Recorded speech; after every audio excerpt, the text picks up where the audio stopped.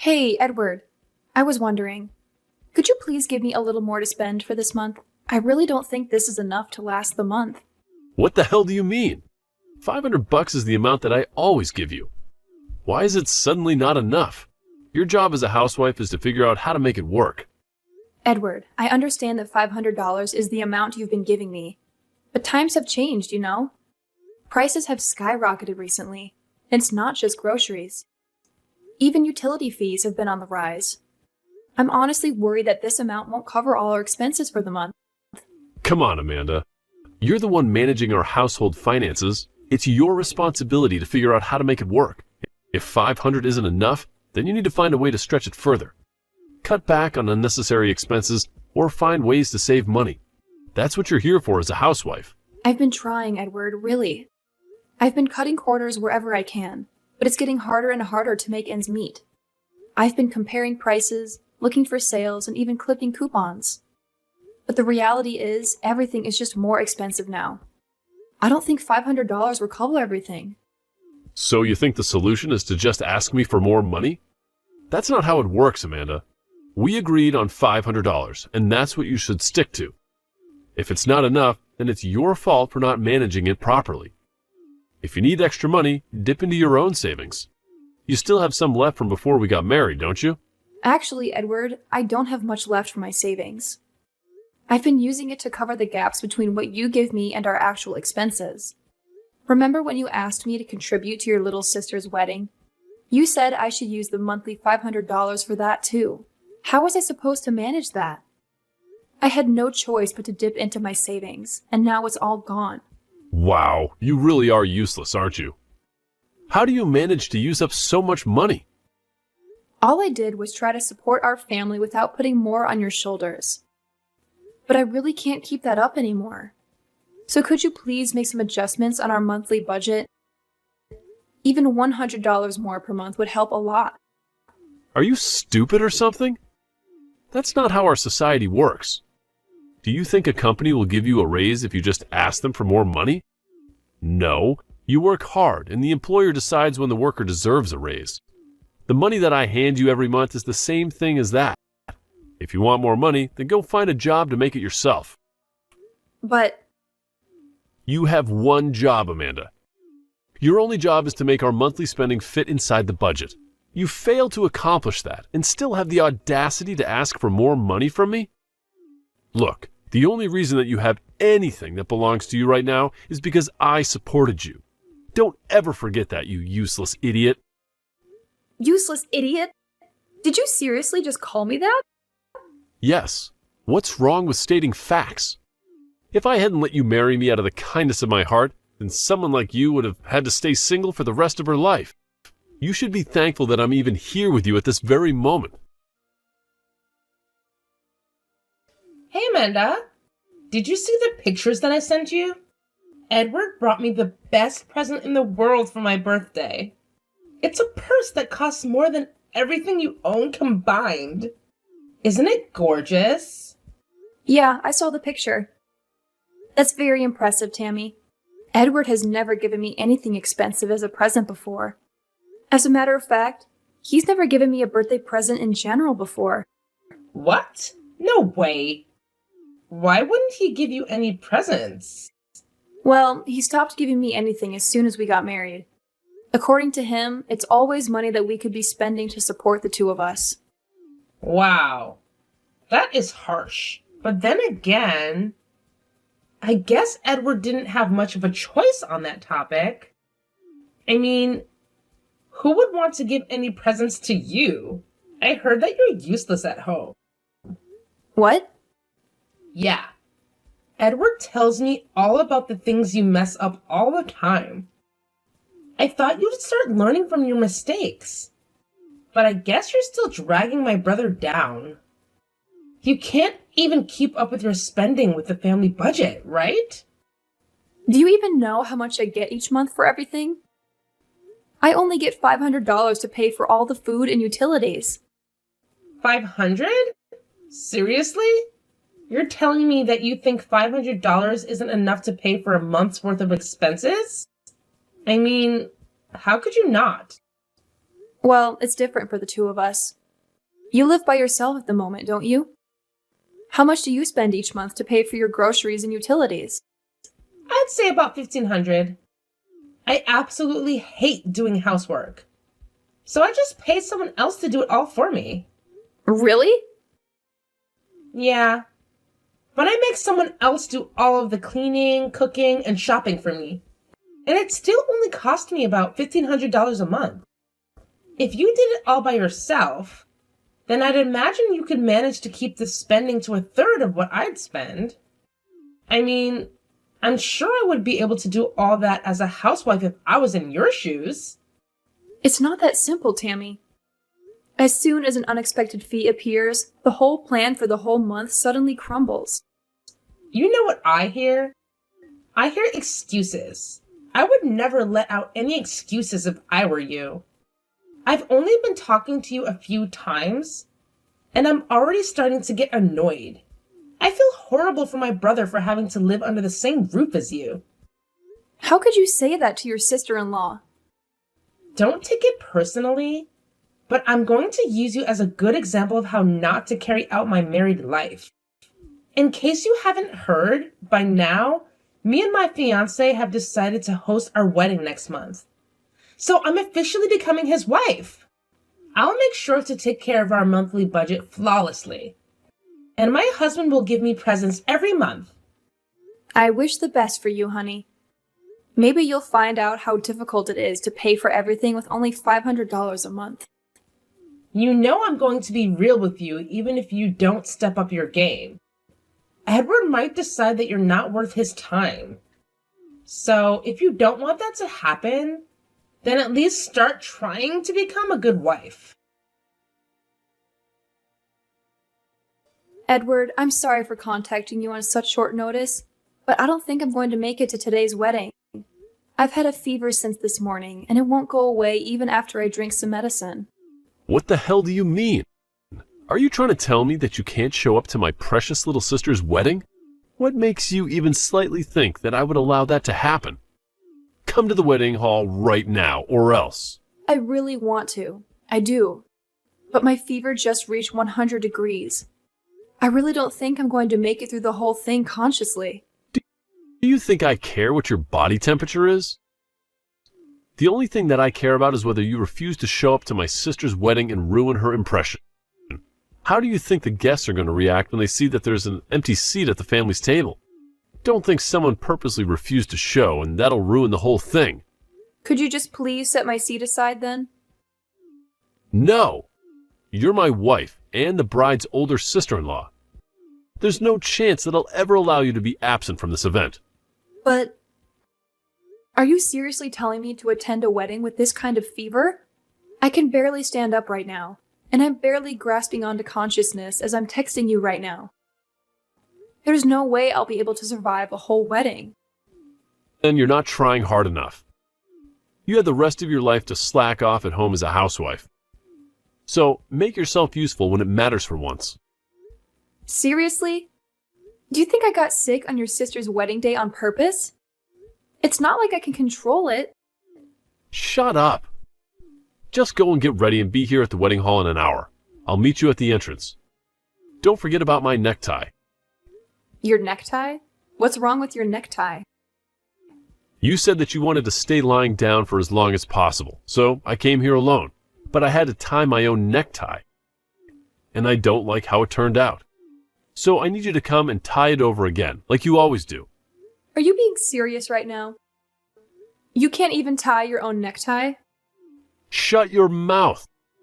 I could if I wanted to. It's just that I've been making you do it for me for a long while. And thanks to that, I've been having trouble making a clean knot. Can't you ask one of your parents or friends? I really don't think I can make it there today. What? You want a grown man like me to go to my parents and ask them to tie a necktie for me? How on earth do you think that I would go out of my way to embarrass myself like that? Then please just try to do it on your own. I'm sure there's tons of tutorials on YouTube about how to tie a necktie. Do you think I haven't tried that already? I tried to do it myself while watching a tutorial video and that didn't work. Why else would I be asking you to do it for me? I can't attend my precious little sister's wedding with a necktie like this. Hurry up and come here. I told you already. I have 100-degree fever right now. I've heard enough of your excuses. If your husband tells you to go somewhere, then you shut up and go there. It's not my problem whether you're sick or not. If you can't walk, then crawl. I swear, if you don't come here right now, I can and will divorce you. You know what? Okay, I finally made up my mind. We are officially divorced, Edward. I cannot take being your wife anymore. I'll be resting for a little more, so please excuse me. Once I'm feeling better, I'll go and get divorce papers so we can sign it and turn it in. Wait, what do you mean we're officially divorced? Well, you just said that you can and will divorce me if I don't crawl over to your sister's wedding, so I choose to divorce you instead. Why would you make that choice? Are you out of your mind? You could just come over to the wedding. Whatever, fools will be fools, I guess.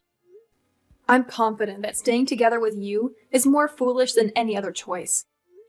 I can't allow myself to keep being harassed by you. And I don't want to be your caretaker for the rest of your life.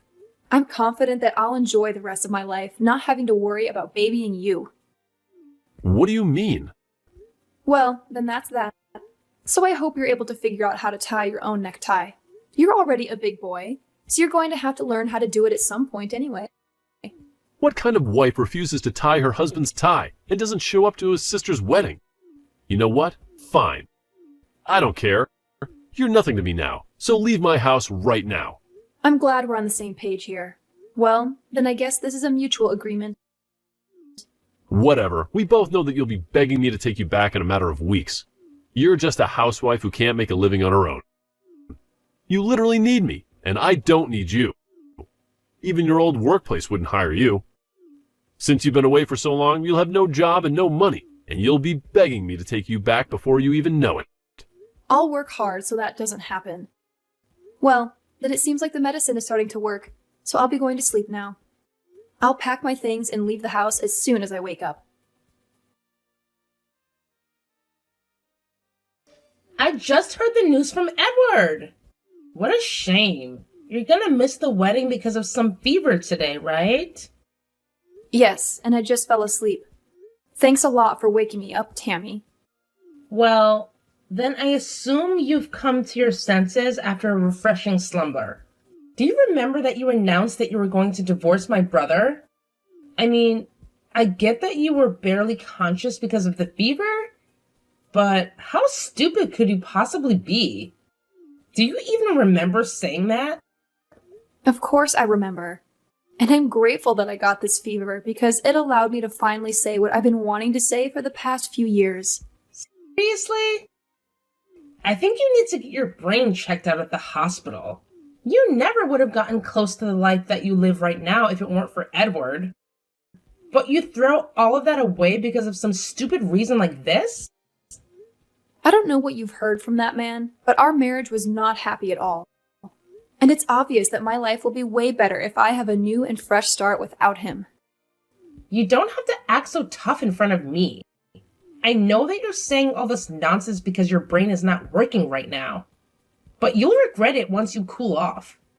You know, I could do you a favor and set up a chance for you to apologize. Your fever is starting to go away, isn't it? Just swallow your pride and come to the wedding already. I'm sorry, but I seriously don't think that I can make it today. And I need to pack up and leave the house by the end of the day anyway, so I won't have time to go either way. So you're serious about the divorce, huh? You're more stubborn than I thought you would be. Whatever. I guess you're free to go then. I never considered you to be worthy of Edward's wife anyway. I'm sure he'll appreciate your decision. He deserves someone who is kind, witty, and thoughtful. Unlike someone. I'm sure he does, and I hope he finds someone who can fit his criteria. Like, seriously, why did he even marry you in the first place? You don't show up to your sister-in-law's wedding and get a fever on top of that. If you can't take care of your spending or your health, Then what good are you? Hurry up and sign the divorce papers already. You don't have to tell me to. I'll be sure that it's signed and turned in by the end of today. Regardless of the reason, I'm sorry for not being able to show up to your wedding today, and I appreciate that you invited me. I've already contacted and apologized to the groom's side, so you don't have to worry about their judgment of me being absent. What? Why would you go out of your way to do that? And how do you know the groom's phone number? I never taught you his number, have I? No, but we used to be in the same class during high school, so I've always known his phone number. Haven't I told you before? What? No. You have not told me that before. You and Kevin used to be classmates? Yes, and it's been a very long time since I'd last seen him. He was always one of the most social and brightest people that I'd ever seen. I remember that he was even chosen as student body president one time. I was the vice president, so we were pretty close to each other at the time. What? Wait, you're not joking right now, are you? I've never heard that story from him before. I mean, no, why would he tell you? I'm sure he never even imagined that I would be his fiance's sister-in-law. Well, up until a few hours ago, that is. What? Kevin came over to your parents' house to say hi a few months ago, didn't he? Well, I was there during that event, but Edward told me to stay in the kitchen while the guest was there. And I stayed in the kitchen the whole time you were cooking and cleaning. So I never got to meet him when everyone else in the family did. Oh, I mean, I can't imagine my brother saying that to you, I guess. I only got to see a glimpse of his face just as the two of you were leaving, and I was absolutely shocked to see that a high school classmate was marrying my sister-in-law. Wait, so what did you text him earlier? You only said that you were so sick, so you weren't coming, right? Don't you dare tell me that you told him about the whole drama of your divorce. Wait, did you not want me to tell him? I told him all about me and Edward getting divorced, along with the notice that I wasn't coming to the wedding today. What? I mean, Edward is going to be Kevin's brother-in-law, so why wouldn't I want to give him a heads up about the kind of person his soon-to-be older brother is? I just gave him a short explanation about the kind of people you and your brother are. What do you mean you gave him an explanation? You didn't say anything that would damage my image, did you? Oh no, I think my fever is starting to go back up again. I better get back to sleep then. I'll see you when I'm feeling better. Have fun with your wedding. Amanda, please just come back and live with me. Everything in the house is falling apart without you. What? I don't even know how to get the washing machine to work. And I'm already tired of ordering pizza. I need your handmade food. Just please come back, I'm begging you. It's barely been a week since I left, Edward. If all you want is an obedient maiden, don't come to me and hire one with your money. And if you can't manage to live alone, then why don't you go back to living with your parents? I would have gone back if I could, but I can't. Thanks to you absolutely demolishing my sister's wedding. Now they won't even talk to me. What? What do you mean? Quit acting dumb. You know what happened. Since you snitched on me and Tammy, the groom called the wedding off minutes before it started. He started going off about how he can't marry someone who can't respect others. He especially shamed me for ridiculing my own wife, and that he didn't even remotely want anything to do with me. Oh, really? All Kevin texted me was, "Thanks for telling me about something so important." So I had no idea what had specifically happened to the two of you. He did offer to go for a drink sometime when I'm feeling better, though. Well, I hope you're proud, because Tammy has been staying in our parents' house and bawling her eyes out since then. And when I tried to visit, Tammy threw a huge tantrum about it all being my fault. She even said that she never wanted to see my face ever again. Now I'm not even allowed to go back to my own house anymore. Wow, so that's what happened. Yeah, but I can't do anything around the house. And everyone in my office knows that I got a divorce from you for some reason. What? Yeah, neither my colleagues nor my boss speak to me unless they absolutely have to. And the treatment that I received from my female colleagues is absolutely horrible. No matter what I ask them to do, all they tell me is that I should do it myself, instead of relying on a woman to do it for me. They even refuse to pour a cup of coffee when I ask them to. Oh, wow. That must be horrible. I guess you've learned a valuable lesson. Never underestimate the power of a group of females who found a common enemy. Look, I'm really regretting my actions right now. I recognize that I've treated you wrongly throughout our marriage, and I never should have ridiculed you for being a housewife. I finally appreciate everything you've done for me. Don't you want to come back to being in comfort and protection? Seriously? You probably haven't found a new job yet, have you? So you can come back to serving me as a housewife and we can have a mutual relationship again. All you have to do is worry about taking care of the house from now on. Are you kidding? Of course I've already found a job. And it's a really good one, too. What? You've already found a job? But you've barely had any experience doing anything for the past 10 years that you were staying at home. If anything, I've been taking care of you like a baby for the last 10 years, taking care of you at home and from day to day. Why would such a hard worker like me have trouble finding a job? If anything, I got tons of offers from all kinds of different companies. I decided on the best choice that I could find and got in without any trouble at all. Really? Yeah, and I think I'm doing pretty well at it too. The work is really fun, and the work environment is amazing too. By the way, thanks to you for treating me like a maid. For the past decade, I've had absolutely no trouble keeping my order and my house. But wait. So you have no intention of moving back in with me? Of course not. So if you want a maid, then I suggest you hire one, because I'm not going back.